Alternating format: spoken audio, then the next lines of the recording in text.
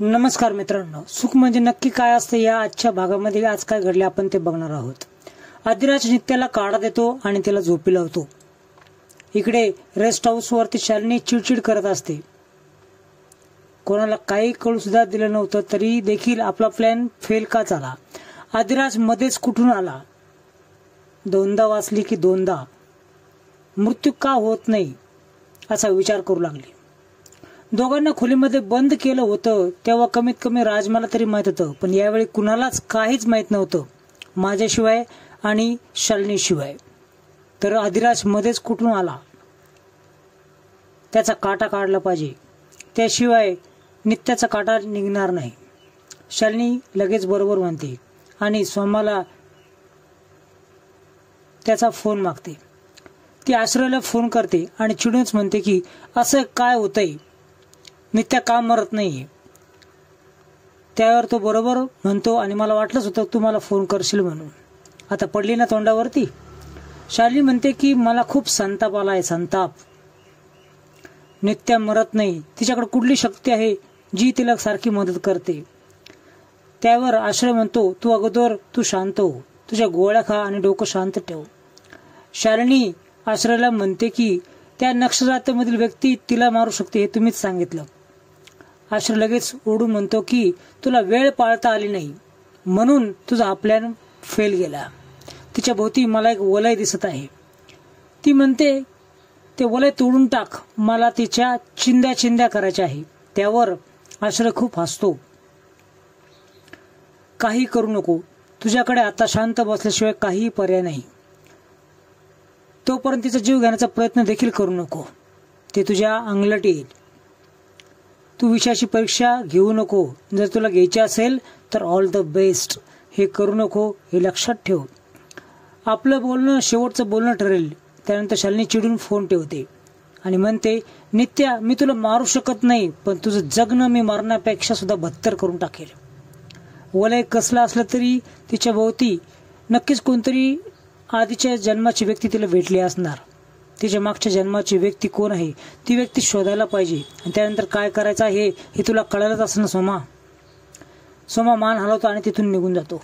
इकडे सोमा लगेच लवलीच्या घरी येतो आणि जोरजोरात दार वाजवतो।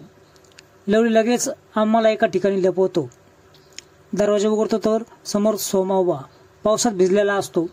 लवली लगेच आतमध्ये पाणी आणण्यासाठी जातो आणि शालिनीला फोन करतो। शालिनी म्हणते माईला लवलीच याआधी लपवलं होतं, आता त्याच्या घराची व्यवस्थित पडताळणी कर, पण त्याला जराही संशय येऊन देऊ नको।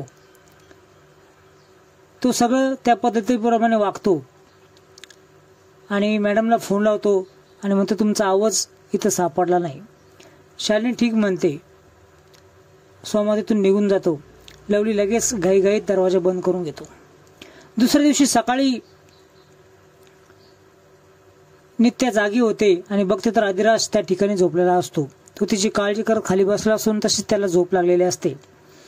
नित्या मनामध्ये म्हणते की आता असा झोपला आहेस ना, पण जेव्हा तुला कळेल की हे सर्व करण्यासाठी तुझे मालकीनबाई जबाबदार आहेत तर तू काय करशील। त्या शालिनी माझ्या अशा जीवाशी खेळते, या खेळामध्ये एक तर तिचा जीव जाईल नाही तर माझा जीव जाईल, पण तू माझा जीव देणार नाहीस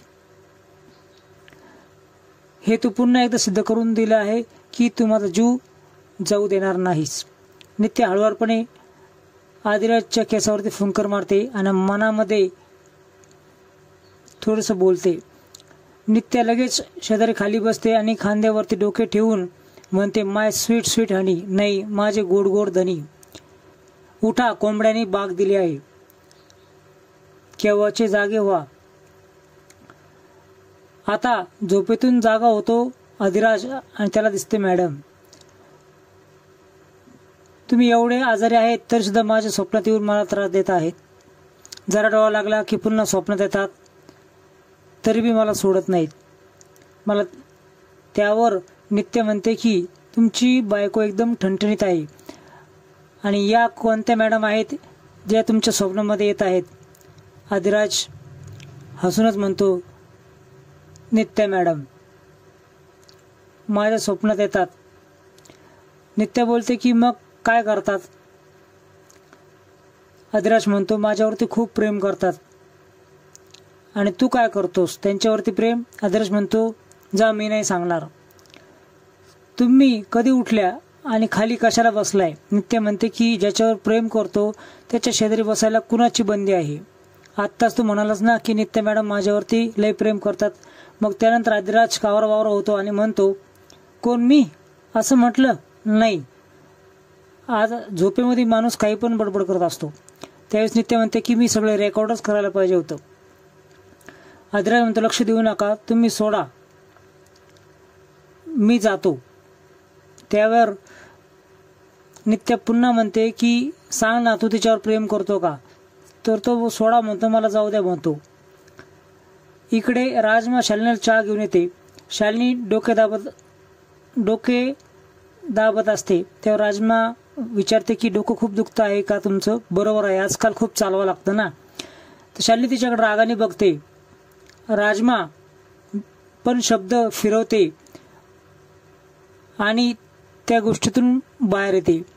राजमा विचारते की काय करायचं ठरलं तुम्ही त्यावर? शालिनी म्हणते एक घाव आणि 2 तुकडे. तेवढ्यात सोमा येतो आणि म्हणतो की मॅडम साहेब समजना चौकशी केली मंदिरात नाही आणि गावातही कोणी नाही.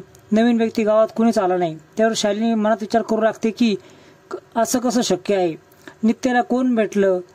नित्या तिला कोठे घेऊन गेली? याचा तपास लागलाच पाहिजे. अधिराज इकडे विचारतो की तात्या कुठे गेले आहेत? त्यावर विमल म्हणते की धुमाळ सरांकडे गेले आहे. एक पत्र आहे ते पत्राबद्दल त्यांना काही कळेना म्हणून त्यांच्याकडे ते घेऊन गेले आहेत. दुसरं काही झालं नाही असेल पण बोलण्याचं वाईट वाटतं की तसंच घेऊन निघून जात असत.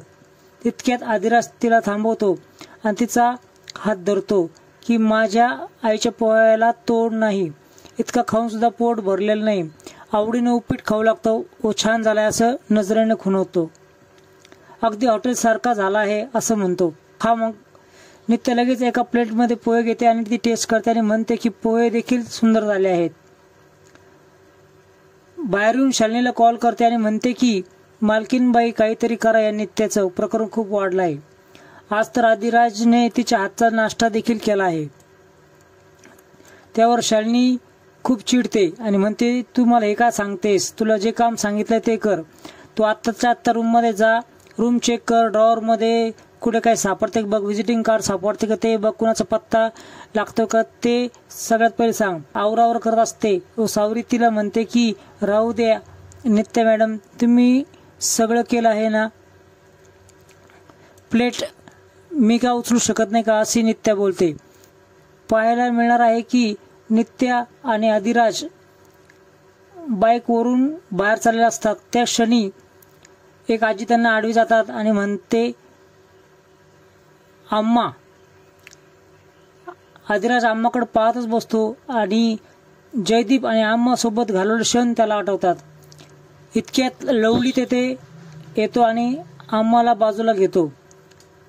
नवीन अपडेट पाहण्यासाठी आमचे चॅनल सबस्क्राईब करा.